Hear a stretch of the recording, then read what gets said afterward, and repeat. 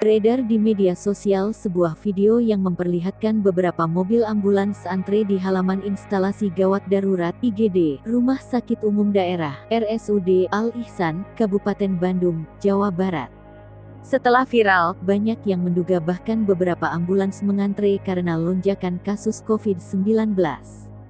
Namun, hal itu langsung dibantah oleh Wakil Direktur Pelayanan dan Penunjang Medik RSUD Al-Ihsan Ferry Ahmad Firdaus Mansur.